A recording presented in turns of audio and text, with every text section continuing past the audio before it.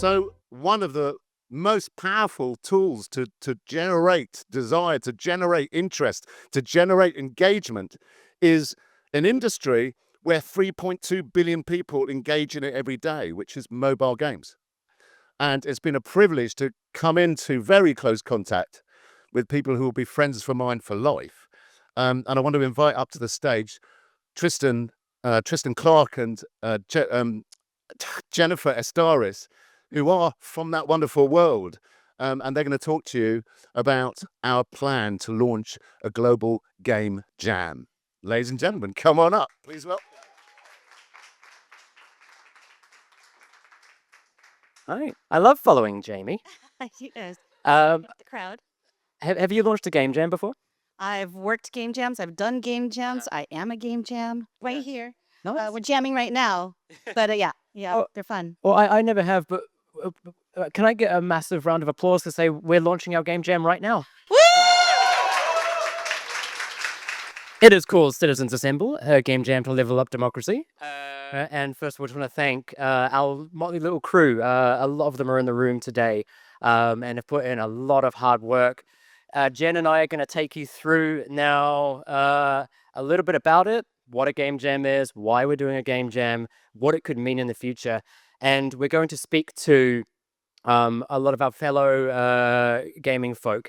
And so I'd like to invite you all to imagine, if you're not part of our lovely little industry, just imagine that you are for a bit. And hopefully by the end of it, you want to sign up yourselves. But first, hi, I'm Tristan. I've been making games for 20 years since I was 7. And for the last 12 or so, I've been in mobile phone games. So you may have heard of Candy Crush. So I used to work for those guys and set up a company about 7 years ago to make other mobile phone games, which also had sort of nourishing storytelling as well as sort of accessible little puzzle mechanics, trying to do our little bit to have positive impact in the world. And this is Jen. Hi, I'm Jennifer Estaris. I'm a game designer and a sustainable futures advocate, Filipino American. Yeah. You were talking about your past. So when I was like in my high school years, I programmed a game into my TI-85 calculator. It was a blackjack, I believe, and I changed all the rules to make it, more wins for people. And I love seeing the joy on their faces, and that really inspired me to do more. I most recently directed Monument Valley 3, which is a game about climate recovery, meditative puzzle adventure, but also about rebuilding a nature-based society. So highly recommend playing it. It's on Netflix right now. Also directed Monument Valley 2's The Lost Forest, which is about forest conservation.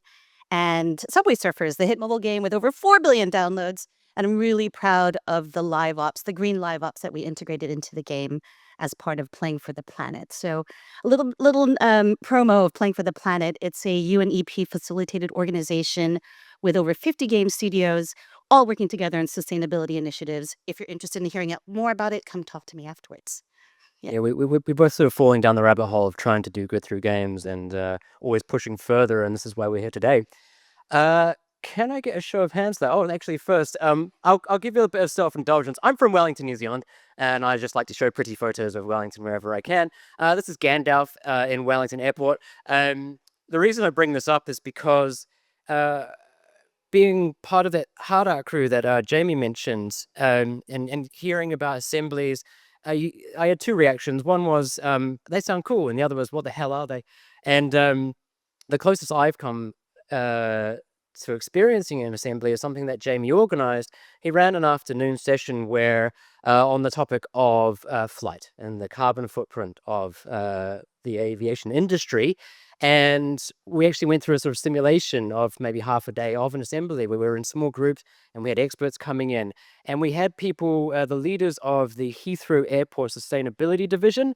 And then on sort of, as it were, the other side of the fence, we had an ex-pilot who had set up a charity to try and actually get people to reduce the number of flights in the world. You can imagine the Heathrow people did not agree with that one. They were talking about greener fuels and electrifying planes and that sort of stuff.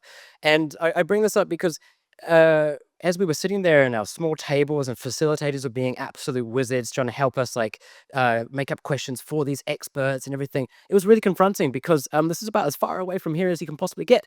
The carbon footprint is huge, and yet my family are there. And there's no easy answer to that. And in that moment, I felt a bit of the power of assemblies and what they could bring by just being in a space where I was confronted with something in my own life and where there wasn't an easy answer. There was nothing utopian about sort of assemblies. It was a mess of humanity and arguing with people on tables. But it was also absolutely thrilling to actually go, okay, how do I confront this? And actually talking to other people through it. And it was wonderful. And so, yeah, it really inspired us to actually go, well, how can we in the gaming industry do more? And we started off by going, well, we'd love to make a game. And then we quickly went, actually, you know what? We need the smart minds of many, many developers around the world to help us out to make a game jam. But what is a game jam? Can I get a show of hands from anyone in the room who is part of the gaming industry and maybe knows what jams are? Oh, it's okay, more than I thought. For those who are not, go talk to these people afterwards. They're wonderful people. But most other people outside of our industry don't really know what a game jam is. So very quickly, it's kind of like a hackathon, right? You will assemble in small teams. It can be in person, it can be remote and online, which is ours. It'll be time limited. You might have a game jam over a weekend. For us, assemblies are quite a lot to get your head around. So we're going for 2 months. It's often themed around absolutely anything at all. And you generally have small teams. And what comes out from the other side is small prototypes that give you a sense of how to tackle something like assemblies. And if you've been through a game jam, if you haven't, just trust me, like what you come out with on the other side is kind of the collective madness of a bunch of crazy geniuses from all walks of life coming up with ideas that you could never have come up with on your own. They're actually fabulous, and I highly recommend joining one. Maybe this one. So that's good. But why a game jam? Well, like I said, it's like we need the collective power of a lot of people in our industry to go for it. But also the goal, to touch on what Jamie said, and actually to bring up some of the questions that were just raised. We want millions of people to go, I had no idea these things existed, they sound great. Because while there have been 20 years of or so of assemblies being run, a lot of evidence, a lot of fantastic results from around the world, no one knows about them. And also, they're really hard to explain. And to talk to, like say, the funding, like that doesn't surprise me to hear if there hasn't been enough philanthropic funding coming along here. I think that crazy hard to actually get across. It's so difficult, and it's overly difficult to go to trying to explain to someone in like a sentence of what an assembly is and why they should care about it. And if there's one medium that can actually do that, well, it's film and TV, but it's also games. All sorts of things do that. So we want to create games that don't just stop at the prototype level at the end of the game jam. We intend to take the best ideas forward to full releases on mobile, which can spread. Jamie says over 3 billion people. If you've got a phone in your pocket, you can go play one of these games. The goal is not just mass awareness, but mass advocacy as well. And then maybe if we can do our bit in our industry and other industries are doing the same, suddenly you've got a mass of humanity, a critical mass of humanity, who might actually start demanding that these things become more real. That's the dream. I mean, you think about it, a lot of gamers out there, right? 3.3 billion gamers. Why not take the advantage of all of them and have them do some good for us? Oh, I forgot to mention, while Jamie was talking about shouting at buildings, we just passed our 300th sign up. So around the world, we've got 300 programmers, designers, artists, lawyers, and a lot of other people as well who have signed up to actually take part. There's 300, which is absolutely incredible. I can't wait. Sweet. So this jam. All right. So the goal here, as Tristan mentioned, but also to remind you, create a fun, mobile-friendly, widely approachable game that makes players feel the power of citizens' assemblies. Actually, I was kind of debating the word power because we're trying to get away from the idea of power in that singular hero's journey, but the joy of citizens' assemblies, the momentous feeling of citizens' assemblies, and ideally with the potential for further development to reach millions of gamers. So if you see these beautiful arrows here, step 1, create a game. Step 2, submit to the jam. Perhaps you want to develop it even further and reach millions. Anything to add to that, Tristan? Nope, just do it. So Jen and I are going to go through a few things. Now, put your game design hats on. So where this is going to be sent out to every single person, all 300 of those people who have signed up. And assemblies are difficult things to get your head around. We've assembled a bunch of explainer material. We're creating our own explainer material that you'll be able to find on the One World or None website. We'll post a whole bunch of links, right?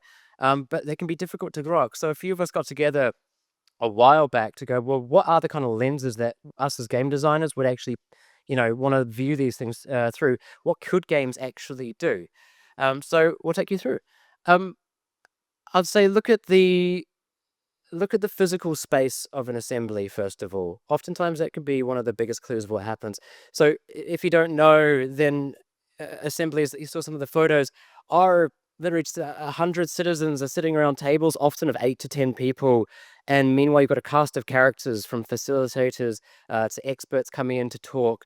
And there's a whole movement from individuals talking one-on-one to each other to debate an issue, to the two tables of 8, to that table of 8 presenting back to the wider room. There's all this sort of flow that's happening, which brings you to games. So many of our games are about spaces, play spaces. Games like Diner Dash, it's sort of time management games where you frantically have to move people around, and they have needs and they get angry. And so that led to ideas like, well, maybe by default, you might be playing as a citizen coming in, but actually, what if you switch things up and you played as a facilitator? And suddenly you had the mess of 100 citizens who don't naturally get along, and you actually have to play and get them moving along and maintain trust in an assembly itself. Yeah, there's something beautiful about this game, and I highly recommend playing it where you're just like running about, keeping the flow going. But a lot of it is about just getting that beautiful chaos and getting it into rhythm. And so I highly recommend. I would say look at the structure. So games are demonstrations of systems. We break them down and we make them fun.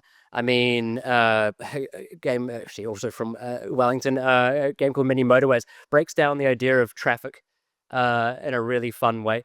But then if you're maybe my age or older, then you might remember games like SimCity or Theme Park or Two Point Hospital, any of these games as well. Our industry does systems and we make those systems fun. And on one level, assemblies are a bunch of systems. And so I really encourage people to look through that, dive into exactly what the structures are and actually how to get to, I don't know, win conditions. Look at the roles, a very different way of looking at it. Games are wonderfully diverse in the sense that you can strip things down to systems or you can go through a very emotional angle. Um, in assemblies, it was really quite illuminating to actually go, well, actually, who's involved? You've got 100 odd citizens, right, from all walks of life being their representative, but you've got facilitators, commissioners, commentators, stakeholders, evidence groups, all these sorts of things. Once you start digging into that, you start to realize like, oh, wow, okay, cool. I can actually make a game by any of these viewpoints. It'd be amazing. Um, wait, why did I put Ace Attorney there again?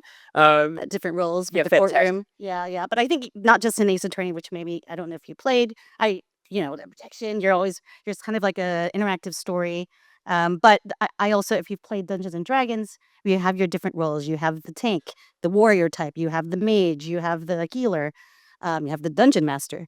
So getting those roles and playing with them and seeing how that could be emerging in a game about citizens at least is quite exciting. Think about. Yeah. Oh, yeah. And in Ace Attorney, you play as a lawyer, and an upcoming lawyer, and it can the whole gameplay is going through what can often be, what would have been a very dry evidence and procedure of court, and it makes it super fun, because they inject the human drama into it, and you see a lot of different roles there.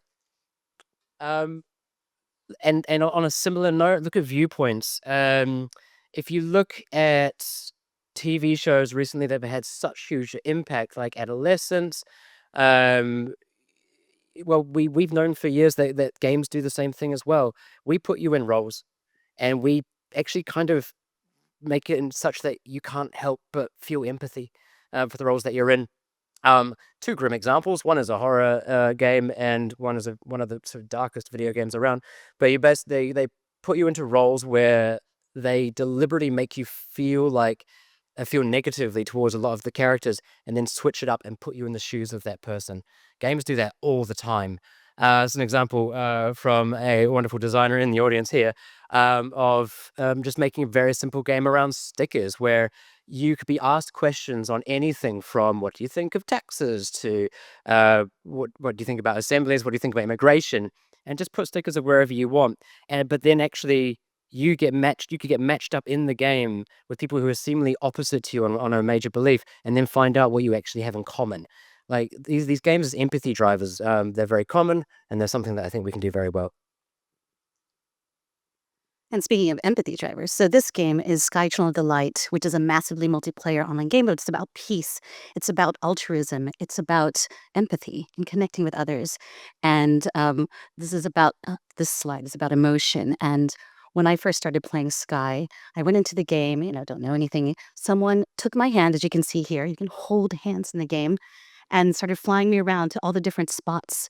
And after that, we went up into the clouds and sat above and chatted, and we played music together, and we watched the in-game sunrise. It's quite beautiful. It filled me with awe.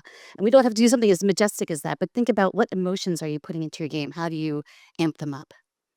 Because as the speakers said, as Jane and Eric were talking about, um, the assemblies as structures, when done well, can be very effective. But the other part of them, the corollary, is that they are anti-polarization machines. They are humans talking to other humans who otherwise never would have met. And I think there's the story from the marriage equality assembly in Ireland is obviously a really massive one, but I strongly encourage you to go look at the testimonials like on our explainer website and whatever else. There's just so many of these stories, and these are stories that can be told through video games as well. They can be very powerful.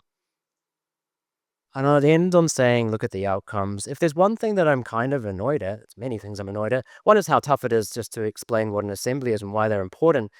But the other is through all of the work that a lot of people in this room do, that a lot of other people do, trying to fight against the climate crisis or inequality or whatever else. I'm often left dissatisfied with actually the clarity of okay, but what does the good future look like? I'm always searching for that, searching for storytellers who have a clear idea of that. And games can do that super well. There's a game called Terra Nil, right, which is about you take a polluted landscape and you actually rewild it, and you do that through a lot of fun systems and a lot of beautiful graphics, and you learn a lot about renewable energy and the technologies required, right? And on the left here, a couple of grabs from a group called Civic Square in Birmingham, who are creating a systems demonstrator of a regenerative neighborhood that can weather the coming storm of climate change, while bringing people back together again in a neighborhood with neighborhood run and owned land as well. It's this stuff that video games can be so good at actually visualizing. It takes a lot of imaginative power, but it's something that I really, really want to see. I mean, they say that the climate crisis is a crisis of the imagination. The problem is that there's a lot of, films and TV and games out there that do doom and gloom, apocalypse, style climate stuff, but we could do better. We can do hopeful futures. And the trick is to not do naive Yeah. utopias. The wonderful thing is about assemblies is that they're pretty messy. Like 100 human beings, like some of them are gonna be assholes. It's great. So you just like embrace that. It's like come on, there's like messy but like compromise that everyone's signed up to at the end of the day. That's the important stuff, eh? And so it's not about trying to make something that's pretends that life in the future will be totally equal and whatever else. It's being realistic but also better. So some guidelines. Some additional notes that we would suggest everyone does. Um, One, take the time to research. I reckon so. Whenever we say to people, "Hey, do you think our current democratic structures are up to the task of make helping the world through the current many crises?" No one's answered yes so far, and we go, "Oh well, come hear about assemblies." They go, "Cool," and but oftentimes still left quite confused because it's a lot to get your head around. So we've done a lot of work trying to put together webinars and whatever else. Come to our website and take the time to research. And we'll have some expert speakers as well throughout the gem, and we'll be available to help with the research. But next, fun. Make it fun. Video games are fun. When you are in a state of play as a human being, you're most receptive to ideas and to learning.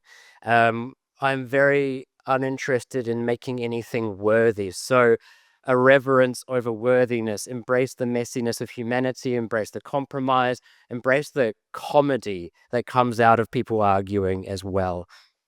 Yeah. go nuts, go crazy, surprise us. Beyond that as well, I'd say it's really important that we are targeting mobile platforms. So because we want our games to be accessible and to reach as many people as possible, um, so anything that's just on PC or console or whatever else is not going to fly. We want to reach as many people as possible. And just really quickly, we've taken you through a few of the lenses, eh? So and many of them are not about literally making a one-to-one playable replica of an assembly. I don't think you have to. You can go emotion over education. You can show, not tell. You can take a small slice of what an assembly gives you, and blow that out in something playable. Yeah, I'm excited about thinking about what are the skills you need to be good at assemblies and how do you help develop those in a game? On that note, I don't think anyone has the scope to make something absolutely massive. We cannot make 100 citizens coming together in a giant World of Warcraft sort of MMO in 2 months with 5 people. So go target it. The idea is that people get the idea of assemblies and they want to know more. Yeah, we want you to create this as a reminder. Fun, mobile friendly, widely approachable. There is some exciting prizes, 10K in cash prizes, and workshopping for further development. And I can't wait because how do we get it out there? We continue to develop it. We continue to iterate. We continue to build. Register here on the website. You can scan the QR code. I'm standing in the way of it. There's guidelines. There's jam rules. Team sizes. Like I think we mentioned earlier, between 1 to 5 people is ideal, but really what you want. Solo developers are welcome. And if you can't find a team, join in this link. There's a link to the Discord, I believe, and join it. Call out people on that Discord. Join the O1 channels, the Citizens Assembly channels. If you want to bounce your ideas with someone there, go for it. Post it up in there. Let's have fun. Let's work together on it. And can I add, if you're even slightly curious or you want to know more, come join the Discord channel or come to the website or be in touch with us, right? The whole point of this is that we're kind of smashing down walls. We're kind of smushing together several bubbles. It's so funny seeing academic assembly experts meet game developers and the mutual confusion. It's just, I'd make a game about that. It was just like the beautiful thing. If you're even slightly curious, come join a team. You'll have different skill sets. You'll have a different way of looking at life that other people don't have. We in our industry, oh man, we're in such a bubble. We really are. We talk our language. Yeah, I was talking about those video games just now, right? And you may have no clue what we're talking about. But come learn and come be part of something. There'll be so many teams out there who themselves are just like, I really want to try and do this, but I got no idea where to start. So please, if you're at all curious, come join. And even if you don't want to join a team, I'm sure there'll be a lot of people who are like, please play my game and give me some feedback. Be super valuable. And speaking of the timeline here, so we kicked off today. Woo! Yeah. And it's broken into 2 phases. So we have Jam Phase 1, which is in June 6 to 23. And then we have this optional review and feedback session. Experts are available to help make sure that, if you need some insights, you want to make sure that you're going the right track, we can be at your disposal. I didn't know if you want to talk a little bit more about that feedback session. Otherwise, I'm just going to plow through. No, please plow through. And Jam Phase 2, all of July. And your submissions are due July 31st. And then we have a judging phase in the beginning of August. One thing you might ask is, what if I'm late? Or do I need to do the review? Or do I skip that? Or what was the other question someone had? Do I need to be present during all of the 2 months? No. Some people make a game in a day. However, what's really important is that iteration phase where you get to play test with people and you get to modify your game or upgrade it based on the findings. So give that a whirl. Ooh. Yes. So we have some expert sessions coming up in June and July. We have Miriam Levin, who is the director of participatory programs at Demos, and Fatima Zamba over in Morocco. And she works at the School of Collective Intelligence. And she was also the cluster coordinator for the world's first global assembly in 2021. This series is called Assembling the Future, Citizens, Change, and a Game Jam Revolution. And the links will be on our itch page. Yep, that's cool. And they're just webinars you can all join, so please do. All right, prize categories. I'm so excited about this one. We have a number of prizes or a number of categories. So we have best overall for the standout game that embodies the spirit of citizens' assemblies, collective action, common ground, and hopeful future. We have best gameplay for unique and clever gameplay and gameplay mechanics. We have best aesthetics, so that beautifully unified audio-visual experience. So art, sound, music, UI, emotional vibes. Citizens vote. Let's get the community involved for the game that receives the most public votes. And then finally, most likely to start a revolution. Think bold, weird, irreverent. Break rules, takes risks, go wild. Anything else on the revolution? I'll get back to that. All right. So, and then a little bit on our special guest judges. We have a number of luminaries joining us as guest judges. Here are two of them. The legendary Brian Eno, the pioneer of ambient and electronic music out there, also a writer, a visual artist, an activist, founded Earth Percent and Hard Art. And unfortunately, he's not with us today because he just released an album today. Or two albums, right? And so he's out there promoting it, and go give it a download if you get to. And then our other guest judge is Kish Hirani. Kish is in the audience. Hello, Kish. I don't know where he is now. Hey, 30 years of experience in the games industry, a decade at PlayStation as their head of developer services. He sits on multiple advisory boards, and he's the award-winning founding chair of BAME in Games, an advocacy organization that promotes diversity and inclusion. I'll just come back to most likely to start a revolution. It's kind of a tongue-in-cheek prize category, but it's also pretty deadly serious. The change doesn't happen unless you reach a tipping point, right?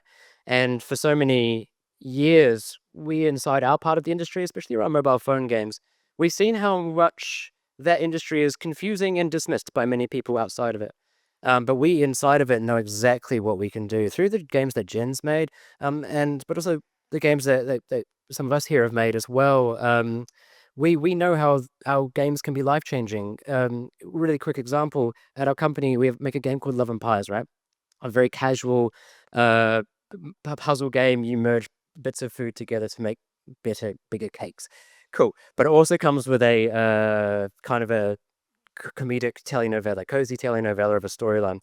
And it's a very mass market. It's had millions of downloads. You can play it for a minute on the tube, but you can lean in and have the latest soap opera storylines. And with that kind of game and the kind of reach that it has, you might think that it's broad and entirely shallow, but the amount of people who have written in to say it saved my life is no longer even surprising. There are people who've used it through dark times. There are people who have written in to say, hey, this game, it sounds silly, but it really helped me reconnect with my young daughter who's been harming herself out of anxiety. Or it really helped me get through a traumatic experience myself, or it's made me feel safe and seen in a world where I don't feel safe and seen. So to those of us in the industry, it's a no-brainer of like how effectively we can achieve both breadth and depth. But it can come as a bit of surprise sometimes to those outside it. And that's why we're so excited about the potential of those 300 plus people coming along, hopefully some of you as well, and actually going, all right, what could we do? Knowing that we can combine that breadth plus emotional depth to actually change people's behavior on a mass scale, that's why we're excited about this. So thank you so much for coming on and listening, either in confusion about what a game jam is or excitement. Maybe you're all super excited now and you're all going to go sign up and you're going to learn how to use the game engine Unity in about 2 months, and you're all going to submit a video game, right? But thank you over to our crew, and thank you everyone for listening. Thank you. Thank you so much.